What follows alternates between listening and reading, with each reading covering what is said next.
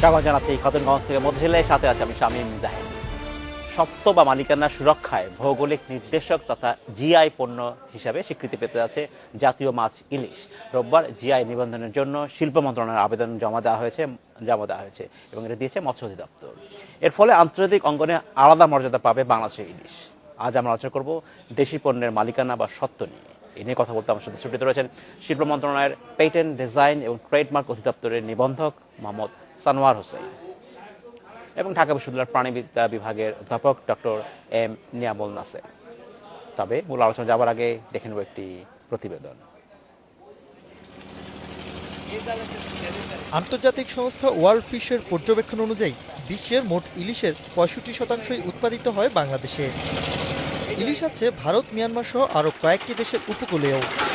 কিন্তু পদ্মার রূপালী ইলিশের স্বাদ অন্য সব দেশের চেয়ে আলাদা হওয়ায় এর কদরও সবখানে।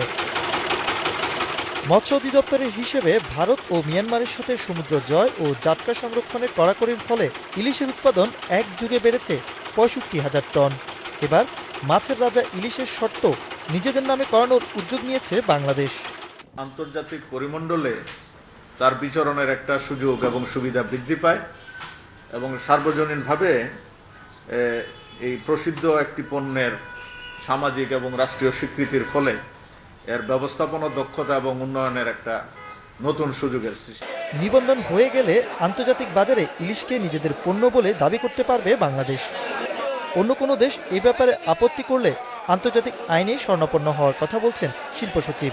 পৃথিবীর যে কোনো জায়গা থেকে এটার জন্য কেউ মন্তব্য করতে পারে, কেউ আপত্তি করতে পারে, এগুলি করবে অথবা না করলে এটা এই সময় পার হইলে আমরা রেজিস্ট্রেশনের সিদ্ধান্ত নিয়ে নেব।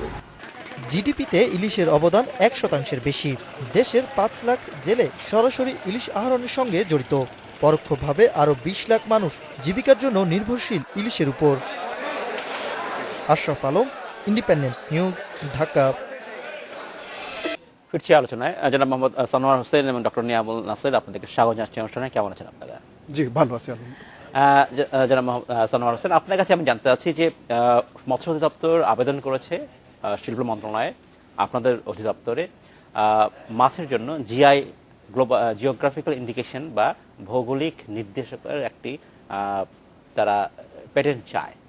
এর ফলে আপনারা বলছেন যে এই মাছ বাংলাদেশের মাছ, এতে কি লাভ হবে? এই সার্টিফিকেশন দিচ্ছেন তো বাংলাদেশের একটা অথরিটি, এটা তো কোনো ইন্টারন্যাশনাল সার্টিফিকেশন নেই, এটার কি আসলে কোনো লাভ কোনো উপকার আসবে? হ্যাঁ, এটা অবশ্যই লাভ আছে। প্রথমে আমরা ভৌগোলিক নির্দেশক পণ্য সম্পর্কে আজকে আমরা আলোচনা করতে বসছি। প্রথমেই হলো বিষয়টা আমাদের একটু জানা উচিত, সেটা হলো যে একটি দেশের বা একটি নির্দিষ্ট ভৌগোলিক এলাকার জলবায়ু, মাটির গুণাগুণ, কারিগরদের দক্ষতা, এই সমন্বয়ের ফলে যে বিশেষ কোয়ালিটি সম্পূর্ণ পণ্য হয় সেটাই হলো ভৌগোলিক নির্দেশক পণ্য। যেমন আপনার রাজশাহীর মাটির প্রকৃতির জন্য রাজশাহীতে আম ভালো হয়। আমাদের এখানে ঢাকার শীতলক্ষ্যা নদীর পানির কারণে এখানকার জামদানির কোয়ালিটি বা কারিগরদের দক্ষতার কারণে এই কোয়ালিটি সম্পন্ন পণ্য হয়। আর বিষয়টা ছিল যে শিল্প কলকারখানায় উৎপাদিত কোনো পণ্যর যেমন একটা ব্র্যান্ড আছে, একটা নাম আছে, ক্রেতারা সহজে শনাক্ত করতে পারে মার্কেটে। এই ভৌগোলিক নির্দেশক পণ্যগুলো এতদিন কোনো ব্র্যান্ডিং ছিল না, কোনো মার্কেটিং, কোনো মানে চিনিবার উপায় ছিল না, কোনো মার্ক ছিল না। এতে হতো কি যে যেমন মানে রাজশাহী রামের কথাই যদি বলি, যে রাজশাহী রামের একটা বিশেষ গুণ আছে, সেই কারণে ক্রেতারা এটা কিনতে চায়। কিন্তু ক্রেতার পক্ষে রাজশাহী রাম কোনটা আর কোনটা অন্য জেলার রাম, কোনটা বাইরের রাম, এটা শনাক্তকরণের কোনো চিহ্ন ছিল না। তো এর মাধ্যমে ভৌগোলিক নির্দেশক পণ্যের মাধ্যমে এটাকে আমরা ব্র্যান্ডিং করব। ব্র্যান্ডিং করলে ক্রেতা সহজে পণ্যটা চিনতে পারবে, এগুলো ক্রেতার পক্ষ থেকে। অন্যদিকে যারা উৎপাদনকারী বা বিক্রেতা, তারাও কিন্তু তার নির্দিষ্ট গ্রাহকের নিকট পৌঁছতে পারছে না। আমরা বলছি আন্তর্জাতিক বাজারে ইলিশের কদর বৃদ্ধি পাবে, মানুষ সুবিধা, কিন্তু আন্তর্জাতিক বাজার যদি আমি বলি তাহলে এই যে আমি শিল্প মন্ত্রণালয় থেকে বা বাংলাদেশ থেকে এই জিআই নির্দেশনা দিচ্ছেন, আপনারা জিওগ্রাফিক্যাল ইন্ডিকেশন দিচ্ছেন, এটা তো কোনো আন্তর্জাতিক কোনো সার্টিফিকেশন নেই, সেটা কি আছে? জি, আমি আপনার প্রথম বলতেছি। আপনি প্রথমে বলছেন হলো মানে ইলিশটা আসলে প্যাটেন্টেবল সাবজেক্ট ম্যাটার নয়, আমি সেটা হলো বলছি না। ভৌগোলিক যদি নির্দেশক পণ্য প্যাটেন্ট হয় বা যদি আমরা বলছি জিওগ্রাফিক্যাল, তাহলে কি হবে এখান থেকে আসলে লাভবান হবে? আমরা আচ্ছা, লাভবান হবে এই কারণে হলো যে বাংলাদেশের ইলিশের একটা বিশেষ টেস্ট আছে, আপনি জানেন, এবং সারা পৃথিবীব্যাপী কনজিউমাররা এখন খুব সচেতন। তারা মানে মানসম্পন্ন পণ্য, কোয়ালিটি পণ্য কিনতে চায়। তো বাংলাদেশের ইলিশ এবং ভারতের ইলিশ বা পাশাপাশি মায়ানমারের ইলিশ, এই তিনটা ইলিশ যখন আন্তর্জাতিক অঙ্গনে যাচ্ছে তখন তো তার গায়ে লেখা ছিল না যে ইটস ফ্রম বাংলাদেশ, এটা বাংলাদেশ ইলিশ।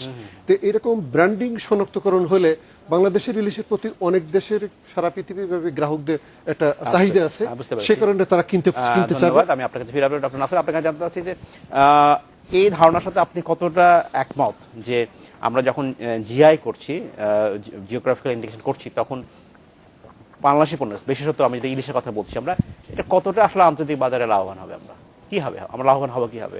এর কোনো আন্তর্জাতিক সার্টিফিকেশন বোর্ড নেই, আমরাই বলছি এটা বাংলাদেশের। ইন্টারন্যাশনাল একটা সার্টিফিকেশন কিন্তু ব্যবস্থা নাই, সেটা কি আমাদের কি সেদিকে যাওয়া উচিত ছিল কিনা? হ্যাঁ, ধন্যবাদ। জি। বেসিক্যালি যেটা হচ্ছে যে বাংলাদেশের ইলিশটাকে যে বাংলাদেশের ইলিশ, এই স্বীকৃতিটা আগে আমাদের দরকার। আচ্ছা, তো সেই হিসাবে আমার মনে হয় একটা খুব ভালো উদ্যোগ যে আমরা আমাদের ইলিশ মাছটাকে, যে সানোয়ার সাহেব যেটা বললেন যে এইটা আমাদের যেহেতু ওই আন্তর্জাতিক বাজারে কিন্তু ইলিশ বিভিন্ন জায়গা থেকে যায়, তখন তারাও ব্র্যান্ডিং করবে যে মায়ানমার ইলিশ, তারা বলবে আরব সাগরের ইলিশ, ভারতের ইলিশ বলবে, তো সমস্যা কোথায়? হ্যাঁ, সমস্যাটা যেহেতু আমাদের এটা একটা খুব স্বাদের একটা ইলিশ মাছের, আমাদের বাংলাদেশের মেঘনার এখানকার যে মাছটা, সেটার স্বাদ অনেক বেশি, এটা গন্ধটা অন্যরকম, এবং সেই জিনিসটা কিন্তু মানুষ চায়, মানুষ চাইবে, মানুষ সেটাই খাবে, চাহিদাই আছে। তো এই জিনিসটা যেহেতু মিশে যাচ্ছে, সেই জন্য কিন্তু এটা খুব একটা নতুন ভাবে আপনারা করতে আছেন। ধন্যবাদ জনাব সানোয়ার হোসেন। আপনি বলছিলেন যে প্রতিবেদন দেখছিলাম, সেখানে বলা হচ্ছিল যে এটার পরে দেখা হবে কারো কোনো আপত্তি আছে কিনা, এই যখন তারপরে আসলে পুরোপুরি হবে এটার জিআই নির্দেশনা আপনারা দেবেন, এই আপত্তি আছে কিনা অন্য দেশের বা অন্য কারো, সেটা কিভাবে আপনারা বুঝবেন? আপনি প্রক্রিয়ার বিষয়টা জানতে চেয়েছেন, তার আগে আপনি ইন্টারন্যাশনাল সার্টিফিকেট বা স্বীকৃতির বিষয়ে একটা কথা বলছেন, এটা আমি একটু ক্লিয়ার করতে চাই। সেটা হলো যে মেধা সম্পদের যে প্রোটেকশনটা, সেটা হলো টেরিটোরিয়াল। আচ্ছা, বাংলাদেশে যেটা প্রোটেকশন হবে সেটা বাংলাদেশে প্রোটেক্টেড। এখন বাংলাদেশের ইলিশ যে সমস্ত দেশে যাচ্ছে, আমাদের যেখানে যেখানে বিজনেস পটেনশিয়ালিটি আছে, কমার্শিয়াল ভায়াবিলিটি আছে, সে সমস্ত দেশেও আমাদের মৎস্য অধিদপ্তরকে সেখানে আলাদা রেজিস্ট্রেশন করতে হবে। এই মুহূর্তে বাংলাদেশে কোনো ইলিশ পাওয়া যায় না, সে সমস্ত দেশে আবার বাংলা মৎস্য চাষীদেরকে বা মৎস্য অধিদপ্তরকে আলাদা প্রোটেকশন নিতে হবে, সেখানে আবার আলাদা প্রোটেকশন নিতে হবে। তখন প্রোটেকশনের ক্ষেত্রে, ইন্টেলেকচুয়াল প্রপার্টি প্রোটেকশনের ক্ষেত্রে ইন্টারন্যাশনাল সার্টিফিকেট, একটা সার্টিফিকেটে সকল দেশের নাম লেখা থাকবে, এরকম কোনো বিষয়টি নাই। এটা আগে হোম কান্ট্রি প্রোটেকশন করতে হবে, তারপরে যেখানে যেখানে তার ব্যবসা আছে, যেখানে যেখানে তার ক্রেতা আছে, মার্কেট আছে, সেখানে আবার সে প্রোটেকশন নেবে। তো প্রোটেকশন নেওয়ার অর্থটা হলো, সে কথার কথা বললাম যে ভারতে আমাদের ইলিশের মার্কেট আছে, তো সেখানে বাংলাদেশের ইলিশ যখন ঢুকবে, বাংলাদেশ ইলিশ নামে যখন ঢুকবে, তখন বাংলাদেশ শব্দটা ব্যবহার করে পৃথিবীর অন্য কোনো দেশ ভারতে ওই ইলিশটা এক্সপোর্ট করতে পারবে না। সুতরাং আমাদের যে ইলিশের যে স্পেশাল কোয়ালিটি, সেই কোয়ালিটির একটা উপযুক্ত মূল্য পাওয়ার জন্য বাংলাদেশের একটা দর কষাকষি, খুব সহজেই বুঝতে পারবে বাংলাদেশের স্বাদ কেমন, এটার জন্য এবং অ্যাজ ওয়েল অ্যাজ যারা আমাদের জেলে আছে, আমাদের যারা মৎস্য চাষী আছে, তাদের একটা বার্গেনিং ক্যাপাসিটি বাড়বে, যে এটা আমার ইলিশ, এটা আমার কোয়ালিটি আছে, আমি এই দামে বিক্রি করতে চাই। আচ্ছা, এবং বিশ্বব্যাপী পরিসংখ্যানে দেখা গেছে যে উপযুক্তভাবে জিআই ব্র্যান্ডিং করলে কনজিউমাররা 10 থেকে 30% মূল্য বেশি দিতে আগ্রহী। আচ্ছা, আপনি জানতে চাচ্ছিলেন রেজিস্ট্রেশন সার্টিফিকেটের ব্যাপারে। এটা একটা কমিউনিটি প্রোডাক্ট। যে কমিউনিটিতে যে তাঁতিরা, যে জেলেরা, যে চাষি এই প্রোডাক্টটা তৈরি করে, তাদের একটা অ্যাসোসিয়েশন থাকতে হবে। অ্যাসোসিয়েশন আমাদের কাছে আবেদন করবে, এবং আবেদনের ক্ষেত্রে তারা একটা ঐতিহাসিক প্রুফ, যেমন প্রাচীন গল্প, কবিতা, বিভিন্ন রকম পত্রিকা বা ডিস্ট্রিক্ট গেজেটিয়ার, এরকম একটা ডকুমেন্টেশন আমাকে দিতে হবে। আচ্ছা, ডকুমেন্টেশন দেওয়ার পর তখন আমি এটা পরীক্ষা নিরীক্ষা করে বাংলাদেশ সরকারের জার্নালে আমরা প্রকাশ করব। প্রকাশের পরে যে কেউ আপত্তি দিতে পারে। আমাদের শিল্প মন্ত্রণালয়ের মাননীয় সিনিয়র সচিব স্যার বলছিলেন যে কেউ আপত্তি দিতে পারে। আপত্তি দিলে তাকেও কাউন্টার এভিডেন্স, সাক্ষ্য প্রমাণ সহ দিতে হবে। এবং ইন্টেলেকচুয়াল প্রপার্টি বা মেধা সম্পদের যেটা রেজিস্ট্রেশন, এটা হলো কোয়াসি জুডিশিয়াল প্রক্রিয়া। এক্স্যাক্টলি, তখন অন্য দেশের মানুষ বুঝবে কি করে যে আমরা এই নোটিফিকেশন দিচ্ছি বা আমরা একটা প্রক্রিয়া আছে, সেই প্রক্রিয়াটি আসলে আমি জানতে চাচ্ছিলাম। আচ্ছা, সেই প্রক্রিয়া হলো, এটা আমরা যখন বাংলাদেশ সরকারের গেজেটে যখন প্রকাশ করব, এই গেজেটটা আমাদের ওয়েব পেজে আপলোড থাকবে। মোরওভার গেজেটটা will be available in the market anyone can purchase it, anyone can peruse আচ্ছা, ইট। কিন্তু আপনি কি আশা করতে পারেন হ্যাঁ। যে আমাদের যারা প্রতিদ্বন্দ্বী ভারত বা মায়ানমার তারা নিজে থেকেই তার ওয়েবসাইটে আসবে এবং দেখবে এবং তারা মতামত দেবে, আপনি আশা করেন? এখানে আশা করি না এই কারণে, এখানে বদ্ধ কথা হলো যে বাংলাদেশে তো ইলিশ তৈরি হয়, প্রফেসর সাহেব বললেন বাংলাদেশে 65% ইলিশ তৈরি হয়, মানে ইলিশ আমরা আহরণ করি, তো এর তো কোনো বিকল্প নেই। যেখানে আমার উৎপাদিত হচ্ছে সেখানে অন্য আপত্তি দিয়ে তো হবে না, আর আপত্তিটা হবে ডকুমেন্টারি ভিত্তিক আমি এবং সেটাই বলছি, আমরা যে conclusion দিচ্ছি, এটা বাস্তবে থাকতে হবে। ডক্টর নিয়ামুল হাসান, আপনার কি মনে হয় আমরা যে আমরা যে প্রসেসে আছি এই প্রসেসের সাথে কি পৃথিবী মানে জানে আমরা করছি নাকি আমরা নিজেরাই করছি, বা তাদেরকে জানানোর উপায় কি? আমরা যখন বলছি যেহেতু এটা এখন আমাদের- এটা আমরা নিজেরা কাজ করছি কিনা, বা একটা বড় উদ্যোগের কথা বলছি আমরা, কিন্তু নিজেরা করলে তো আসলে হবে না, সবাইকে নিয়ে করতে হবে। অন্যকে জানে এটা? না, জিনিসটা যেটা হচ্ছে যে এই যে এখন তো তথ্য প্রযুক্তির যুগ, এটা একটা গুড ওয়ে আর কি।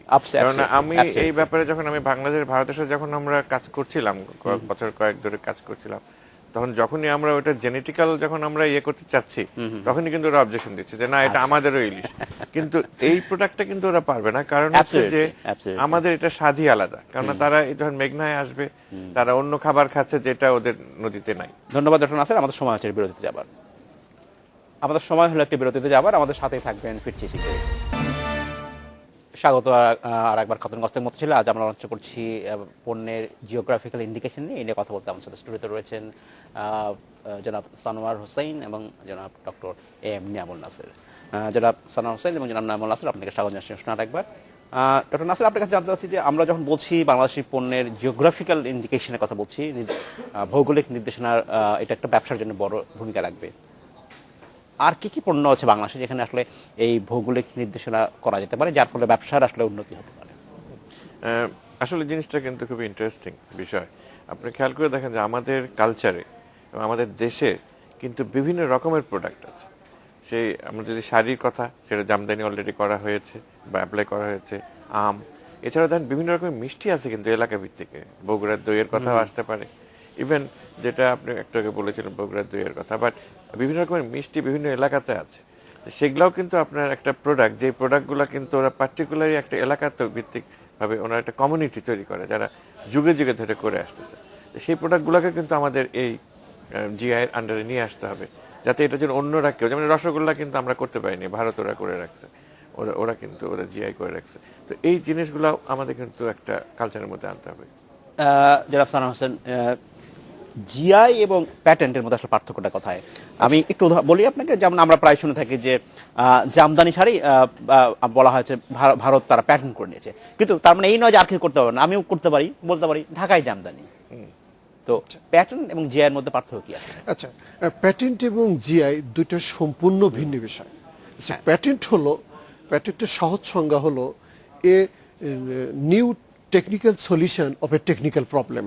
আচ্ছা, আমি যদি আপনাকে প্যাটেন্টের একটা সহজ সংজ্ঞা দেই, সেটা হলো যে যে কোনো বোতলজাত যে পানীয় দ্রব্য, সেটার যে মুখটা খোলা, আচ্ছা মুখটা যেটা খোলা, এটা কিন্তু একটা টেকনিক্যাল ব্যাপার, এটা খুলতে সমস্যা হয়।